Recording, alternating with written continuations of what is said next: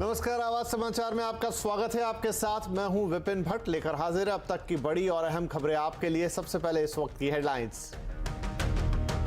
Air India ने की दुनिया की सबसे बड़ी एविएशन डील। एयरबस से 250 तो बोइंग से 220 विमान खरीदेगी कंपनी। प्रधानमंत्री मोदी ने फ्रांस और अमेरिका के राष्ट्रपति से की बात। बाइडेन ने डील को बताया ऐतिहासिक।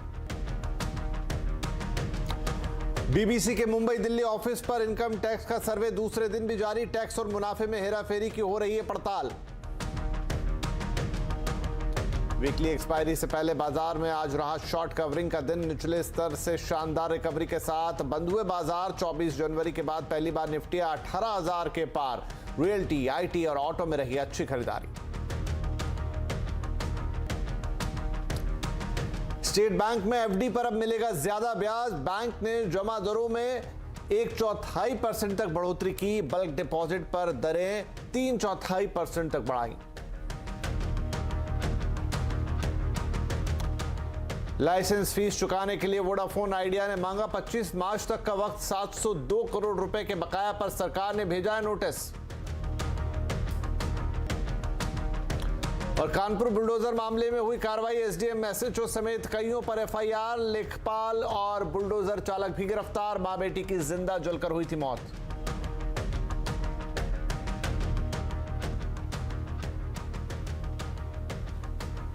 शुरुआत करेंगे एक बड़ी खबर के साथ। एयर इंडिया ने दुनिया की अब तक की सबसे बड़ी एविएशन डील की है।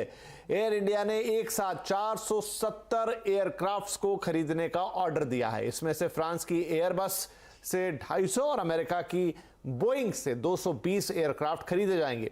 एयरबस साल के अंत तक एयरक्राफ्ट की डिलीवरी भी शुरू कर देगी। दोनों डील की वैल्यू करीब 6.6 लाख करोड़ रुपए है। प्रधानमंत्री नरेंद्र मोदी ने कहा है कि आने वाले दिनों में भारत दुनिया के एविएशन सेक्टर में तीसरा सबसे बड़ा मार्केट होगा।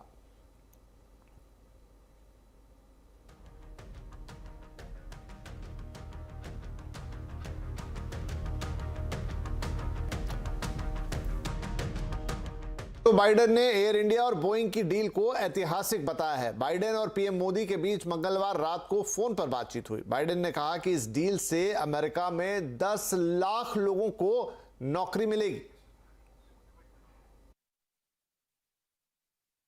निकट भविष्य में भारत एविएशन सेक्टर में विश्व का तीसरा सबसे बड़ा मार्केट बनने जा रहा है।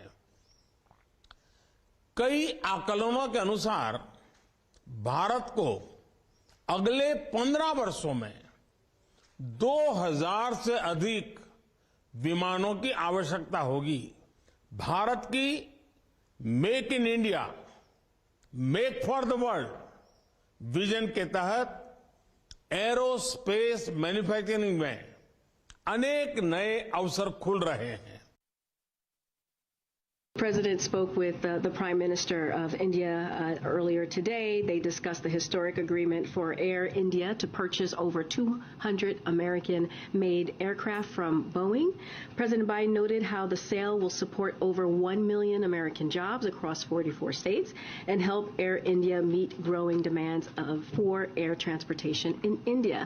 They also discussed the importance of the strategic technology partners between India and the United States. France के राष्ट्रपति इमैनुअल मैक्रों ने कहा कि एयरबस भारत के विकास में योगदान दे रही है। फ्रांस भारत को अच्छी टेक्नोलॉजी देने के लिए प्रतिबद्ध है।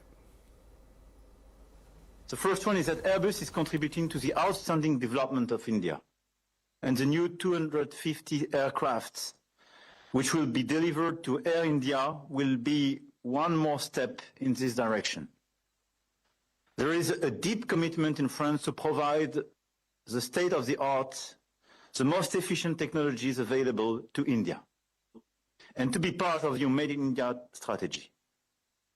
French government has put all my energy for the last 6 years to reinvigorate French industry. And beyond aviation, we are building a new ambition in the sectors of nuclear energy, microchips, space, cyber, biotech, to mention a few of them. तो air India की ये mega deal के क्या मायने हैं, एक तीर से कितने निशाने इसके जरिए सध गए हैं, आज आवाज अड्डा में इसी पर होगी बड़ी चर्चा। शाम 7:57 पर एयर इंडिया ऊंची उड़ान।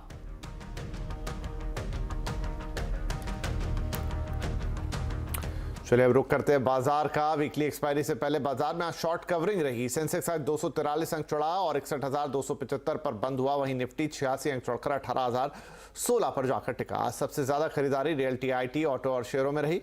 इंफ्रा मेटल इंडेक्स बढ़त पर आज बंद हुए। एफएमसीजी, फार्मा शेयरों में लेकिन दबाव रहा। आइए बाजार का पूरा हाल समझ लेते हैं। हमारे साथ है हमारे संवाददाता, हमारे सहयोगी सुमित मेहरोत्रा। तो सुमित, क्या थे आज बाजार के हाईलाइट्स? देखिए, आज शुरुआती कारोबार में तो भारतीय बाजारों में इंडेक्स फ्रंट पर एटलीस्ट कोई खास कामकाज नहीं था, लेकिन मिड कैप स्मॉल कैप में बढ़िया मूव फर्स्ट हाफ में देखने को मिला था। सेकंड हाफ में तस्वीर थोड़ी बदली और लोअर लेवल से एक बढ़िया रिकवरी इंडेक्स ने दिखाई और निफ्टी में 18,000 के ऊपर जाकर क्लोजिंग होते हुए दिखाई पड़ी। तो 17,900, 17,975 जिस जोन के ऊपर इंडेक्स ने एक बढ़िया शॉर्ट कवरिंग ट्रिगर बना और 18,000 के ऊपर जाकर इंडेक्स 18,020, 18,030 के आसपास के लेवल्स दिखाए। बजट के दिन का जो हाई था उसको भी मार्केट ने ब्रीच किया और उसके ऊपर जाकर कहीं क्लोजिंग आते हुए दिखाई पड़ी और उसके ऊपर कहीं एक अच्छी तेजी देखने को मिली। और साथ ही साथ जो ना केवल फ्रंटलाइन इंडेक्स बल्कि निफ्टी, बैंक, सेंसेक्स दोनों में मूव था। मिड कैप स्मॉल कैप अच्छी खरीदारी में कामकाज कर रहा था, लेकिन एक शानदार तेजी थी आज रियल एस्टेट स्पेस में। करीब 23% लोअर लेवल से रियल एस्टेट स्पेस के अंदर रिकवरी आते हुए दिखाई पड़ी और आज हैवी वेट पार्टिसिपेट कर रहे थे, जिसमें टीसीएस, रिलायंस इंडस्ट्रीज जैसे नाम जो कि मेजरली कामकाज करते हुए दिखाई पड़े। इसके अलावा आज जो मूव चल रहा था उसमें इंफ्रा स्पेस कामकाज कर रहा था। सिलेक्टिव एफएमसीजी के अंदर अच्छी बाइंग देखने को मिली। मेटल लोअर लेवल से एक अच्छी रिकवरी दिखा रहा था। पीएसयू, बैंक्स, बैंकिंग, ये दोनों में एक अच्छी खरीदारी आज के सत्र के अंदर बनते हुए दिखाई पड़ी। तो ओवरऑल एक एक्सपायरी से, वीकली एक्सपायरी से ठीक पहले भारतीय बाजारों के अंदर शॉर्ट कवरिंग ट्रिगर और 18,000 के ऊपर जाके क्लोजिंग होते हुए दिखाई पड़ी इंडेक्स की। ठीक है जी, ये तो रही कि क्या बड़े हाइलाइटर्स थे। एक्शन सबसे ज्यादा कहां था सुमित? देखिए, आज सेक्टर स्पेसिफिक देखेंगे तो मेजरली हैवी वेट्स की तरफ से पार्टिसिपेशन है। कल रिलायंस इंडस्ट्रीज ने पार्टिसिपेट किया और आज भी रिलायंस इंडस्ट्रीज की तरफ से करीब करीब 2 से 2.5%, यानी कि 2 दिनों के अंदर ही 6% के आसपास का मूव तो अकेले रिलायंस ने दे दिया। टेक महिंद्रा 6% की शानदार तेजी यहां बनते हुए दिखाई पड़ी। आईटी में एक अच्छी रिकवरी जिसको पार्टिसिपेट कर रहा था Tech Mahindra. Apollo hospital numbers हालांकि वीक साइड पर, लेकिन नंबर्स के बाद क्योंकि ऑलरेडी डिस्काउंटेड थे तो नंबर्स के बाद एक बढ़िया ट्रिगर बना तेजी का और 5 से 6% के आसपास की पॉजिटिव कमेंट्री के बीच में स्टॉक में मूव आता हुआ दिखाई पड़ा। आयशर मोटर्स कल नंबर्स आया, उसके बाद कमेंट्री काफी क्रूशियल, ब्रोकरेज हाउसेस के अपग्रेड 4.5% की तेजी के साथ 3300 के जोन पे क्लोजिंग देखने को मिली। रिलायंस इंडस्ट्रीज 2 दिनों में 6% की बढ़िया मूव और 2431 के जोन पे इसने आगे क्लोजिंग दी। गिरने वाले शेयरों में निफ्टी में हिंदुस्तान यूनिलीवर करीब 1.5% टूटा, सन फार्मा करीब 1.25%, एलएनटी 1% नीचे और इंडसइंड करीब 0.5% के आसपास का फॉल यहां पर आता हुआ दिखाई पड़ा। 2 दिन की गिरावट के बाद आज मिड कैप भी चला। तो मिड कैप के चढ़ने वाले शेयरों की बात की जाए तो आज अच्छा पार्टिसिपेशन मिड कैप में आ रहा था। जीआईसी की तरफ से 11% की तेजी। टोरेंट पावर एक लंबे अंतराल के बाद 10.5% के आसपास का मूव आया। इंश्योरेंस की दूसरी कंपनी न्यू इंडिया एश्योरेंस करीब 5.5% का मूव और लिंडे इंडिया एक लंबे अंतराल के बाद 3-3.5% के आसपास की तेजी यहां आते हुए दिखाई पड़ी। प्रेशर था सीजी पावर में 4.5% की गिरावट। भारत फोर्ज नंबर्स के बाद 4.5% तक टूटा। ऑयल इंडिया 4% नीचे और 3M इंडिया करीब 3.5% के आसपास की गिरावट यहां पर भी आते हुए दिखाई पड़ी। लेकिन एक अच्छी तेजी आज आईटी में रही, रियल एस्टेट में रही, एफएमसीजी में रही, जो कि मेजरली पार्टिसिपेट करते हुए दिख रहे थे मार्केट्स में। जी शुक्रिया। तो ये थे आज के बाजार का अपडेट जो बता रहे थे हमें सुमित। इधर स्टेट बैंक ऑफ इंडिया ने आज से 2 करोड़ से कम के फिक्स डिपॉजिट पर ब्याज में 25 बेसिस पॉइंट तक की बढ़ोतरी कर दी है। बैंक ने 410 दिन की एक स्पेशल जमा स्कीम पेश की है जिसमें 7.10% ब्याज मिलेगा। इसके अलावा 1 से 10 साल तक की अवधि के जमा पर 5 बेसिस पॉइंट से लेकर 25 बेसिस पॉइंट तक की बढ़ोतरी की गई है। सीनियर सिटीजन्स को आमतौर पर ज्यादा ब्याज दर मिलती है, इसलिए इस बार की बढ़ोतरी का सबसे ज्यादा फायदा भी सीनियर सिटीजन्स को मिलेगा। सीनियर सिटीजन्स को अब 10 साल के जमा पर 7.5% तक ब्याज मिलेगा। लाइसेंस फीस चुकाने के लिए वोडाफोन आइडिया ने सरकार से 25 मार्च तक का वक्त मांगा है। कंपनी ने पिछली तिमाही में 702 करोड़ रुपए लाइसेंस फीस कम दी है। इस पर सरकार ने कंपनी को नोटिस भेजा था। क्या है पूरी खबर, बताने के लिए हमारे साथ हैं हमारे संवाददाता असीम मनचंदा। तो असीम, वोडाफोन आइडिया दिक्कत में है, पैसों की कमी से भी जूझ रहे हैं, अब क्या है यहां से आगे का रास्ता?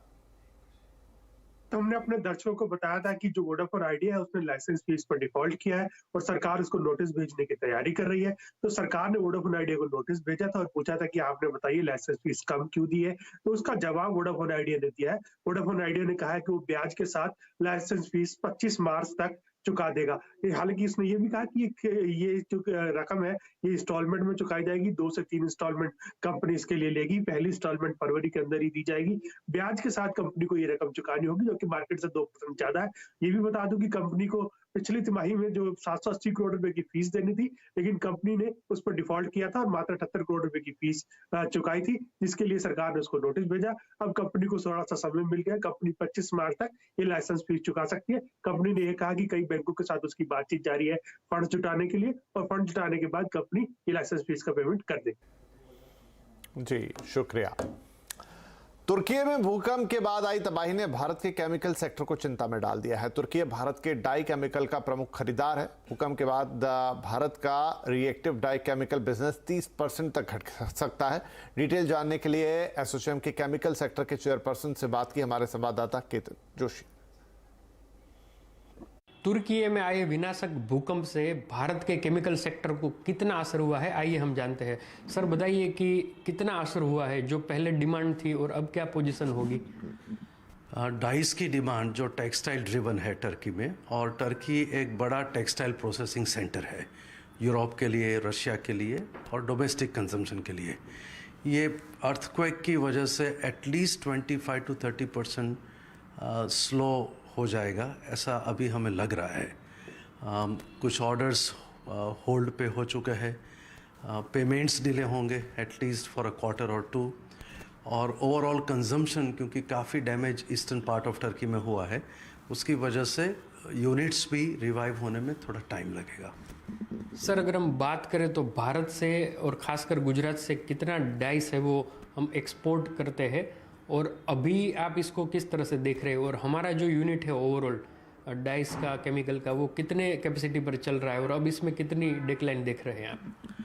ऑलरेडी स्लो डिमांड की वजह से ओवरऑल काम कम है, उसमें ज़्यादा कम होगा, ऐसा होगा अभी।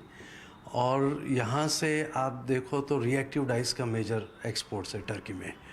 ओवरऑल टर्की का कंजम्पशन करीब 1 लाख टन डाइस का होगा, उसमें 50% रिएक्टिव डाइस, जो डाइस यूज़ होते हैं सेल्यूलोज और कॉटन के लिए, और टर्की कॉटन ग्रोइंग प्लेस है प्लस कॉटन प्रोसेसिंग प्लेस है, तो 50% ऑफ कंजम्पशन ऑलमोस्ट इंडिया से और मेनली गुजरात से एक्सपोर्ट होता है, करीबन 45 to 50,000 ton per year.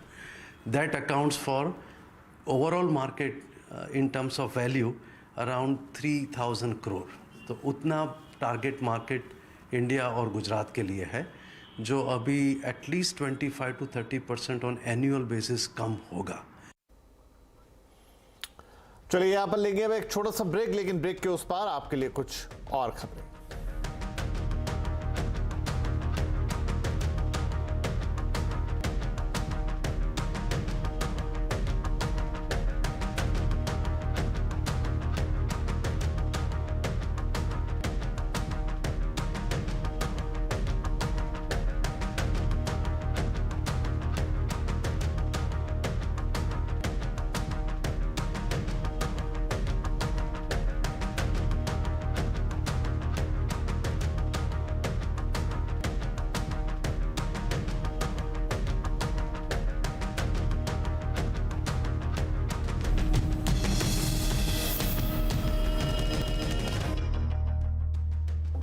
Welcome back. आप देख रहे हैं आवाज समाचार, और अब कुछ और खबरें। बीबीसी के दिल्ली और मुंबई के दफ्तरों पर इनकम टैक्स का सर्वे आज दूसरे दिन भी जारी है। इस सर्वे पर राजनीतिक घमासान भी छिड़ा हुआ है, लेकिन इनकम टैक्स डिपार्टमेंट को अभी तक क्या हासिल हुआ है ये साफ नहीं है।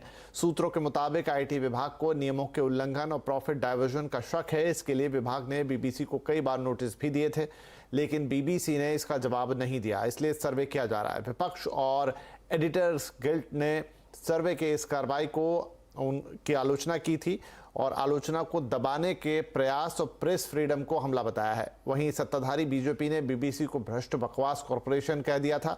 इधर ब्रिटिश सरकार ने कहा है कि वो इस मामले पर नजर बनाए हुए हैं, तो अमेरिकी सरकार ने सर्वे के बारे में कहा है कि वो हालात से वाकिफ है लेकिन अभी कोई टिप्पणी नहीं कर सकती। पर उनका मानना है कि दुनिया भर में प्रेस फ्रीडम का सम्मान होना चाहिए। आपको बता दें कि हाल में बीबीसी की एक डॉक्यूमेंट्री फिल्म को मोदी सरकार ने बैन कर दिया था।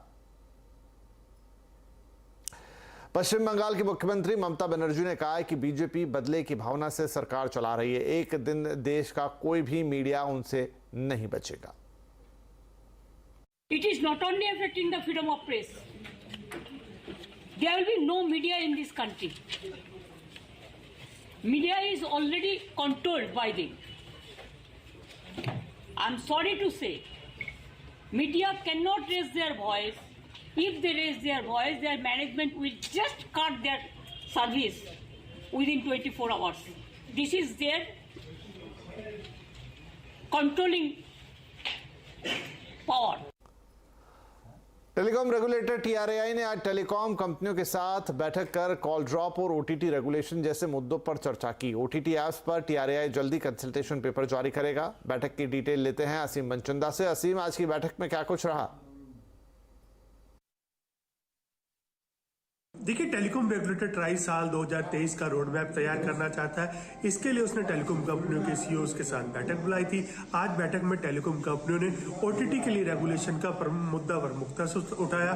टेलीकॉम कंपनियां चाहती है कि जो व्हाट्सएप, टेलीग्राम, सिग्नल जैसे ऐप्स हैं उनको भी रेगुलेशन के दायरे में लेकर के आ जाए। टेलीकॉम रेगुलेटर ट्राई ने भरोसा दिलाया कि जल्दी इसके ऊपर कंसल्टेशन पेपर आएगा। दूसरा मुद्दा जो सैटेलाइट सर्विस प्रोवाइडर है उनके लिए गाइडलाइंस बनाने को था, तो ट्राई ने कहा कि जल्दी इसके ऊपर गाइडलाइंस भी आएंगी। और तीसरा सबसे बड़ा मुद्दा जो कंज्यूमर से जुड़ा हुआ है, उपभोक्ता से, कॉल ड्रॉप से जुड़ा हुआ है, तो ट्राई ने जो टेलीकॉम कंपनी उसके नेटवर्क ऑडिट करने की बात भी कही। टेलीकॉम रेगुलेटर ट्राई ने 17 फरवरी को टेलीकॉम कंपनियों के साथ कॉल ड्रॉप और स्पैम को रोकने के लिए बैठक भी बुलाई है। और इस बैठक में ट्राई उनके टेलीकॉम कंपनियों को कॉल ड्रॉप और के लिए अपने क्वालिटी ऑफ सर्विस सुधारने के नियम सुधारने के निर्देश दे सकता है। जी, शुक्रिया इस अपडेट के लिए।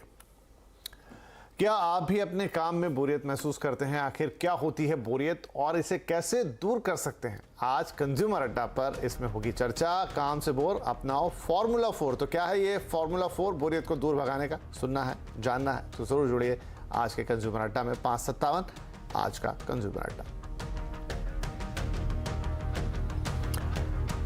और आवाज समाचार में फिलहाल इतना ही, लेकिन जाते जाते आपका शुक्रिया। आपकी बदौलत हम टीवी में और यूट्यूब दोनों नंबर 1 है।